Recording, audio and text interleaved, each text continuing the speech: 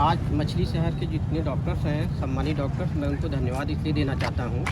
आज लगा कि मछली शहर में डॉक्टरों की जो काफिला है, जो टीम है, वो मछली शहर नहीं पूरे देश में कुछ कर दिखाने के लिए उनमें हौसला है। सबसे पहले हमारे बीच में हमारे आदरणीय माननीय अग्रहरी डॉक्टर अग्रहरी जी हैं, जिन्होंने सारे शब्दों को अपने शब्दों में नवाज करके उन्होंने कहा कि हर किसी व्यक्ति के, हर किसी जन के, डॉक्टर की बात नहीं है, हर कोई मिल करके ऐसा जस्टिफाई जो जज या हमारे प्रधानमंत्री मुख्यमंत्री जो भी हैं वो इस तरीके से दें ताकि पूरी जनता, डॉक्टर, सारे लोग जो हो उससे संतुष्ट हों।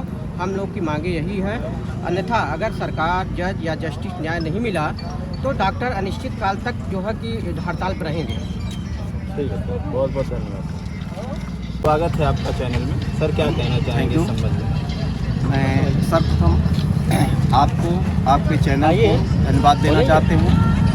बोल देंगे भाई। जैसा कि हमारे डॉक्टर साहब कमला हॉस्पिटल के managing director doctor R B. Chauhan ji कहा है, सही कहा है कि हमारे जो डॉक्टरों की एकता आज देखने को मिली है और ऐसा हर समय होना चाहिए और इससे और मजबूती होना चाहिए।